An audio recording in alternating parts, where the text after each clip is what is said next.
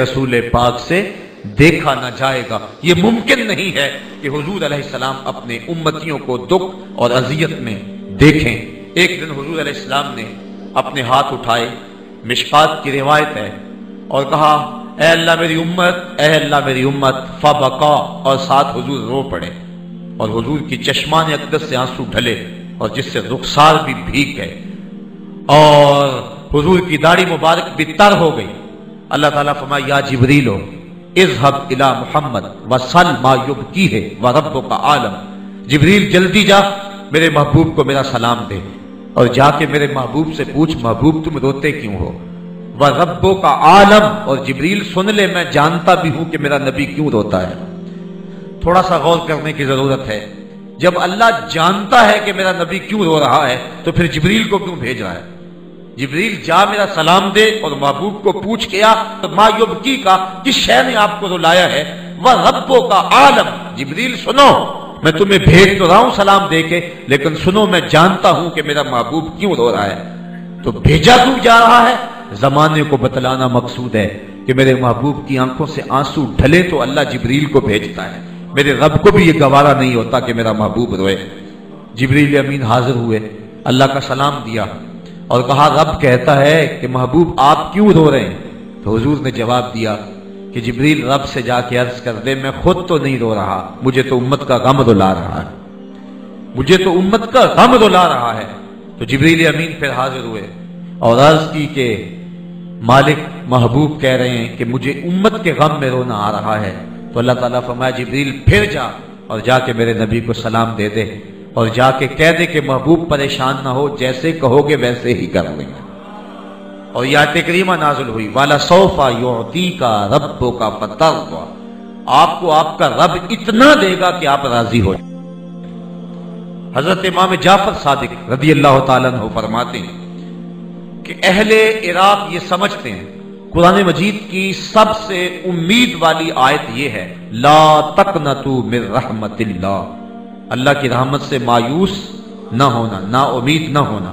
گناہگاروں اور جو بدکار ہیں ان کے لیے بہت بڑا آسرا ہے یہ آیت کہ اللہ کی رحمت سے نا امید نہ ہونا، وہ بہت قریب ہے، وہ تمہارے گناہ معاف کر دے گا، اس کی رحمتیں بہانے ڈھونڈتی ہیں اور وہ بہت قریب ہے۔ دمعۃ العاصی، گناہگار کی آنکھ کا جو پانی ہے اللہ کے غصے کی آگ کو ٹھنڈا کر دیتا ہے۔ اور ایک حدیث میں آتا ہے کہ جب کوئی شخص خوف خدا میں روتا ہے اور اس کے پلکوں سے ایک بال کی جڑ بھی اگر اس پانی سے بھیگ جائے تو قیامت کے دن وہ بال کھڑا ہو جائے گا اور عرض کرے گا مالک یا مجھے الگ کر لے یا اسے جنت عطا کر دے، تو اللہ تعالیٰ اس بال کو الگ نہیں کرے گا، اس کے صدقے سے اس شخص کو جنت عطا فرما دے گا۔ تو اللہ تعالیٰ کی رحمتیں بڑی عمیم ہیں، اور حضور نے فرمایا التائب من الذنب کمن لا ذنب لہ، گناہ سے توبہ کرنے والا ایسا ہوتا ہے جس طرح اس نے کوئی گناہ کیا ہوا ہی نہیں۔ اور بالخصوص نوجوان کثرت سے موجود ہیں، جو شخص جوانی میں توبہ کرے تو نہ صرف اس کے گناہ بخشے جاتے ہیں بلکہ اللہ تعالیٰ کو جوان کی توبہ محبوب ہی بڑی ہے۔ اور بخاری شریف اور مسلم کی روایت ہے کہ حضور نے ارشاد فرمایا سبعۃ یظلھم اللہ تعالی فی ظلہ یوم لا ظل الا ظلہ، امام عادل وشاب نشأ فی عبادت اللہ۔ حدیث طویل ہے، 7 اشخاص ایسے ہیں قیامت کے دن جب کوئی سایہ نہیں ہوگا، اللہ انہیں اپنے عرش کا ٹھنڈا سایہ نصیب فرمائے گا۔ ان میں سے دوسرا شخص یہ بیان فرمایا وشاب نشأ فی عبادت اللہ، وہ جوان جس کی جوانی اللہ کی عبادت میں گزری، اللہ کے ذکر میں گزری، کل قیامت کے دن جب کوئی سایہ نہیں ہوگا اللہ اس جوان کو اپنے عرش کا ٹھنڈا سایہ نصیب فرما دے گا۔ تو یہ اللہ کو بڑا پسند ہے۔ تو لا تقنطوا من رحمت اللہ، یہ بہت امید افزا آیت ہے۔ لیکن سنیے حضرت امام جعفر صادق کیا کہہ رہے ہیں، کہتے ہیں اہل عراق یہ سمجھتے ہیں قرآن مجید کی سب سے امید افزا آیت یہی ہے، اور اہل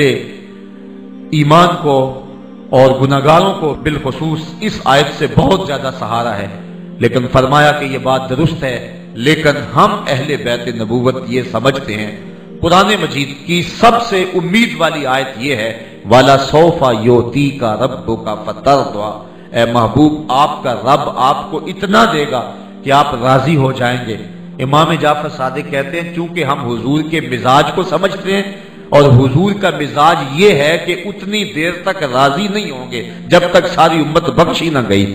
اس لیے ہم سمجھتے ہیں کہ قرآن مجید کی سب سے امید افزا جو آیت ہے وہ یہ ہے والا سوف یؤتیک ربک فترضی، بلکہ امام قرطبی نے لکھا جب یہ آیت کریمہ نازل ہوئی تو حضور نے فرمایا واللہ اذن لا وارضی، اللہ کی قسم پھر میں تو راضی نہیں ہوں گا۔ رب نے کہا محبوب میں نے تجھے راضی کرنا ہے، تو محبوب کہتے ہیں اللہ کی قسم پھر میں تو راضی نہیں ہوں گا جب تک میری امت کا ایک ایک گناہگار نہ بخشا گیا، بلکہ حضور نے فرمایا میرے اللہ نے مجھے اختیار دیا دو چیزوں کو، ایک کو اختیار کرنے کا، یا تو آدھی امت بغیر حساب کے جنت میں بھیج دیں گے اور آدھی امت کا حساب لیں گے، یا تو اس بات کو قبول کر لو، اور یا پھر یہ ہے کہ حق شفاعت لے لو۔ تو حضور فرماتے ہیں کہ میں نے آدھی امت والا سودا نہیں کیا، میں نے حق شفاعت لے لیا۔ مطلب تو آپ سمجھ گئے ہیں کہ حضور نے حق شفاعت کیوں لیا، اس لیے کہ حضور چاہتے تھے کہ میں سب کی سفارش کر کے تمام کو جنت میں لے جاؤں گا۔ وہ ایک دن کوئی نعت خواں پڑھ رہا تھا کسی محفل میں کہ وہ اپنا مقدمہ کبھی بھی ہار نہیں سکتا، جس کا مفہوم یہ تھا کہ وہ اپنا مقدمہ کبھی بھی نہیں ہار سکتا جس کے حضور وکیل ہو۔ تو بظاہر بڑا خوبصورت شعر ہے لیکن میں نے ٹوک دیا، میں نے کہا کہ نہیں حضور ہمارے وکیل نہیں ہیں، چونکہ وکیل جو ہوتا ہے وہ کہتا ہے کہ یہ یہاں وکیل چونکہ مقدمے کی بات ہے، وکیل بمانا ایڈوکیٹ، جو وکیل بمانا نگہبان ہے یہ اس معنی میں یہاں شاعر استعمال نہیں کر رہا، وہ مقدمے کی بات کر رہا ہے تو پھر وکیل اسی معنی میں ہے۔ تو میں نے کہا جو وکیل ہوتا ہے وہ کہتا ہے کہ اپنے جج کو کہ میرے موکل نے یہ جرم نہیں کیا لہذا اسے چھوڑو، اور اگر جرم ثابت ہو جائے تو پھر سزا پکی ہوتی ہے۔ تو حضور ہمارے وکیل نہیں ہیں، حضور ہمارے شفیع ہیں۔ وکیل کہتا ہے میرے موکل نے یہ جرم نہیں کیا لہذا چھوڑ دو، اور شفیع کہتا ہے سب کچھ کیا ہے میرا آنا دیکھ لو۔ حضور وکالت نہیں کریں گے، شفاعت فرمائیں گے۔ پیش حق مجدہ شفاعت کا سناتے جائیں گے، آپ روتے جائیں گے ہم کو ہنساتے جائیں گے، وسعتیں دی ہیں خدا نے دامن محبوب کو، جرم کھلتے جائیں گے اور وہ چھپاتے جائیں گے۔ فما شفاعتی لأہل الکبائر من امتی، میں امت کے بڑے بڑے گناہگاروں کی شفاعت کروں گا۔ ابن ابی دنیا نے ایک روایت نقل کی ہے جس کا نام ہے حدیث بطاقہ۔ بطاقہ عربی میں کہتے ہیں کاغذ کے ٹکڑے کو۔ حضور حشر کے میدان میں ایک نوری منبر پہ بیٹھے ہوں گے کہ ایک شخص کو فرشتے گھسیٹ کر کے جہنم کی طرف لے جا رہے ہوں گے۔ تو جب حضور کے قریب سے وہ شخص گزرنے لگے گا تو اس کی نظر حضور کے چہرے پہ پڑ جائے گی، تو بے ساختہ پکار اٹھے گا یا رسول اللہ صلی اللہ علیہ وسلم۔ ہم یہ بار بار جو نعرہ لگاتے ہیں نا یا رسول اللہ، اس کا ایک مقصد یہ بھی ہے کہ یہ نعرہ پک جائے اور اس خوف کے عالم میں بھی زبان سے یا رسول اللہ نکلے، اور جب حضور کا نام جب لبوں پہ آ گیا تو پھر اللہ کی رحمتیں نازل ہو جائیں گی اور اللہ کا کرم نازل ہو جائے گا۔ تو بے ساختہ وہ شخص پکارے گا یا رسول اللہ، تو حضور علیہ السلام جب اس کو دیکھیں گے تو سنیے حضور نے کیا ارشاد فرمایا۔ فرمایا میں اس کی طرف اتنی تیزی سے بڑھوں گا منبر سے اٹھ کر کے اس کو فرشتوں سے چھڑانے کے لیے کہ میرے اوپر جو چادر ہوگی میرے پاس اس چادر کو سنبھالنے کا وقت بھی نہیں ہوگا، اور اتنی تیزی سے میں دوڑ رہا ہوں گا کہ چادر کا ایک کونا میرے کندھے پہ اور دوسرا کونا زمین پہ گھسیٹ رہا ہوگا۔ یہ حضور نے حیات بیان فرمائی، اور اس حالت میں جا کے حضور فرشتوں کو روکیں گے کہ اس کو جہنم کی طرف کیوں لے جا رہے ہو؟ تو فرشتے عرض کریں گے کہ ہم نے نامہ اعمال تولا ہے تو اس کی نیکیاں جو ہیں وہ تھوڑی ہیں اور اس کے گناہ زیادہ ہیں، لہٰذا ہم اس کو اس لیے جہنم میں لے جا رہے ہیں۔ تو حضور فرمائیں گے کہ اس کا نامہ اعمال دوبارہ تولا جائے۔ فرشتوں کو کوئی اعتراض نہیں ہوگا کہ نامہ اعمال تو تول لیا گیا، اب دوبارہ تو نہیں تولا جائے گا، کیونکہ فرشتے جانتے ہوں گے صدر دیوان حشر تو یہی سرکار ہے نا، اور انہی کی مرضی سے تو حشر کا سارا کاروبار ہے، تو فرشتے دوبارہ ترازو لگائیں گے۔ تو جب اس کے نامہ اعمال کو رکھا جائے گا تو واقعی اس کے گناہوں والا پلڑا جو ہے وہ بھاری ہوگا اور نیکیوں والا پلڑا ہلکا ہوگا، تو وہ پھر پریشان ہو جائے گا۔ حضور علیہ السلام ایک کاغذ کا ٹکڑا نکالیں گے جس کی وجہ سے اس حدیث کو محدثین حدیث بطاقہ کہتے ہیں، تو وہ جا کے اس کے نیکیوں والے پلڑے میں رکھ دیں گے۔ اور جب نیکیوں والے پلڑے میں وہ کاغذ کا ٹکڑا آئے گا تو وہ پلڑا اٹھ کے اوپر چلا جائے گا۔ یہ دنیا کے اوپر جو ترازو بھاری ہوتا ہے وہ پلڑا نیچے ہوتا ہے، لیکن جو وہ میزان حشر ہے اس کا معاملہ برعکس ہے، جو پلڑا بھاری ہوتا ہے وہ اوپر اٹھتا ہے، چونکہ نیکیوں کی جو اٹھاس ہے اور نیکیوں کا جو رخ ہے وہ نور ہے اور اس کا اوپر کی طرف ہے، تو وہ پلڑا جو ہے وہ بھاری ہو کے اوپر اٹھ جائے گا۔ تو فرشتے کہیں گے کہ بس ٹھیک ہے، اب یہ جنت کا راہی ہے، تو وہ حضور پہ 100 جان سے قربان ہوتا جائے گا اور عرض کرے گا میرے محبوب یہ کون سا عمل تھا کہ جو آپ نے ڈال دیا اور میرے نامہ اعمال کے اندر اتنا وزن پیدا ہو گیا؟ تو حضور علیہ السلام فرمائیں گے میرے امتی، خلوص کے ساتھ ایک دن تو نے میرے اوپر درود پڑھا تھا، یہ اس درود کا وزن ہے جس سے تیری نیکیوں کا پلڑا بھاری ہو گیا ہے۔ یاری لا تو پاک نبی سنگ، اے پر پوری یاری، پھر درود قبول ہے تیرا لکھ نہ لوں ایک واری۔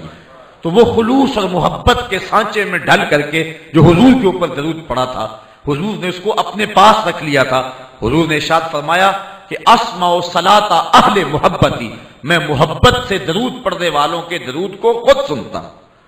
حضرت ابو درداء سے روایت ہے اور یہ ابو داؤد شریف کے اندر موجود ہے،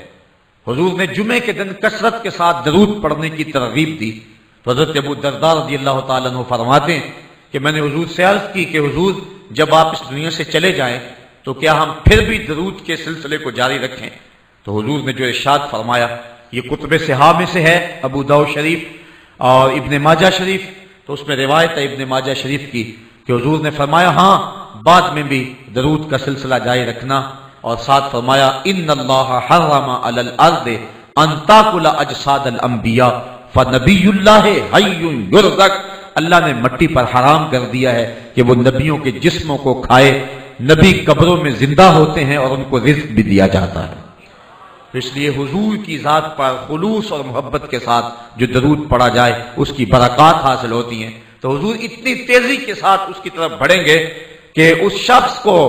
جو ہے وہ حضور فرشتوں سے چھڑائیں گے اور پھر آقا کریم اس کو جنت کی راہوں کا مسافر بنا دیں گے۔ تو یہ ہے حضور علیہ السلام کا نازک دل جو امت کے لیے دھڑکتا ہے، اور امت پریشان ہو تو حضور بے تاب ہو جاتے ہیں۔ یار امتی تو امتی ہوئے، بدر کے 70 قیدیوں کو جب سخت رسیوں سے باندھ دیا گیا مسجد نبوی کے ستونوں کے ساتھ، حضور علیہ السلام جو ہیں وہ رات کو مسجد نبوی کے اندر کبھی حجرہ سے باہر آتے ہیں اور کبھی پھر حجرے میں چلے جاتے ہیں۔ حضرت بلال حبشی کہتے ہیں کہ میں نے حضور کی بے چینی اور اضطراب دیکھا، میں نے عرض کی حضور آپ کیوں بے چین ہیں؟ تو حضور کی آنکھوں میں آنسو سے امڈ آئے اور فرمایا کہ یہ ان کو سخت رسیوں کے ساتھ باندھا گیا ہے، جس سے جہاں رسیاں باندھی گئی ہیں وہاں ان کو تکلیف ہو رہی ہے۔ تو حضور علیہ السلام نے فرمایا کہ ان کی رسیاں ڈھیلی کر دو، مجھے نیند نہیں آ رہی، مجھے چین اور قرار نہیں آ رہا ہے۔ پھر ان قیدیوں کی رسیوں کو ڈھیلا کیا گیا تو حضور کو چین آیا اور حضور کو قرار آیا۔ صاحبو، جو دشمن کے ہاتھوں میں بندھی ہوئی رسیوں کی جکڑن سے بھی تکلیف محسوس کرتا ہے، وہ کیسے گوارا کرے گا کہ میرا امتی جہنم میں جلے؟ اس لیے ہم امتی بن کے دکھائیں۔ حضور نبی رحمت صلی اللہ علیہ وآلہ وسلم سے یقیناً نہیں دیکھا جائے گا کہ میرا امتی جہنم کی آگ میں جلے۔